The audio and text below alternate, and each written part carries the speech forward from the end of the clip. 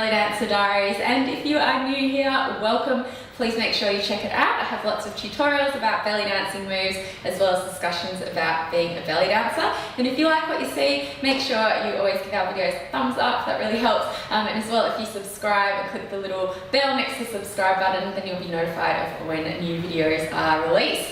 So exciting news today, maybe you can tell, maybe not. I have a new microphone, yay, really good. I know some of you have been saying that it's very difficult to hear me in this room. I know it can get a little bit echoey, as well as that my accent, if you're not used to my accent, then it can be hard to understand me. So hopefully with my new mic, you'll be able to understand me and hear me a lot better. It'll be a lot easier for you to take these tips in. I know as a YouTuber, when you're first starting, a lot of equipment is really expensive, so I have to build up little by little. So yeah, really excited to have this new microphone. Anyway, so today we are going to be doing a little bit of a variation on our hip drops. It's a beginner's move, but please make sure you learn your hip drops first before you do this one. Hip drops, as I've said before, such an important move in belly dancing, so make sure you get them right from the outset. Check with the proper belly dancing teacher as well so that you have all your technique in check. And I've also got a video on hip drops, so you can have a look at that. I'll link that below as well. Otherwise, if you're feeling good with your hip drops but you want a little bit of extension, please keep watching.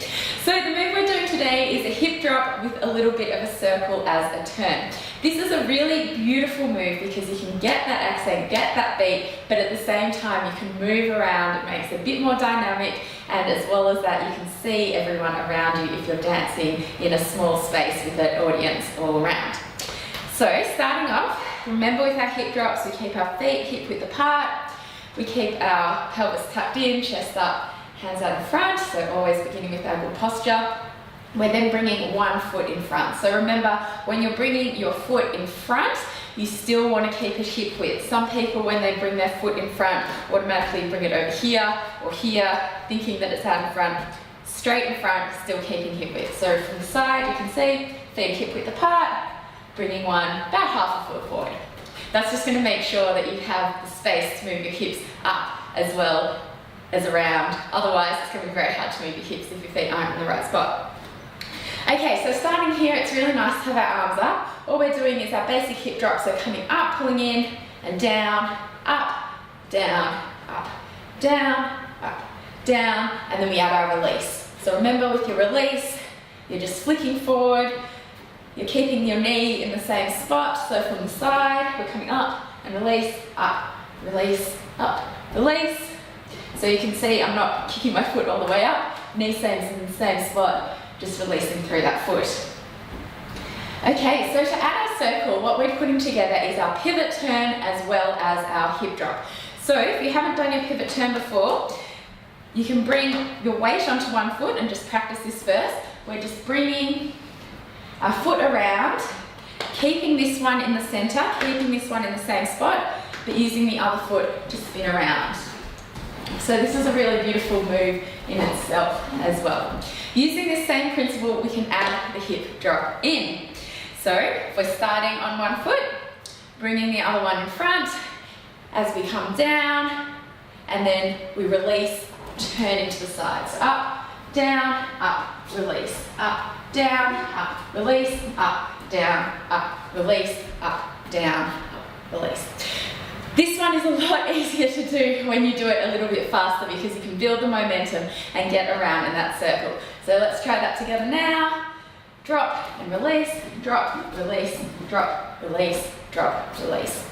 So as you can see, I'm keeping all my weight on this supporting leg, and the supporting leg stays in the one spot as I move around. That's really important because if you're going to move side to side, firstly, you're going to lose your stance, you're not going to be able to do your hip drops, but secondly, it's going to be very difficult for you to do that turn and keep the hip up and drop. So let's go again, release, drop, release, drop, release, drop, release. When I was teaching this the other day, someone pointed out that it's almost like you're pushing off the other foot to help get you around. It's a lot easier to do this one if you've got socks on or something slippery, or the little ballet slippers or even dance shoes is really beautiful.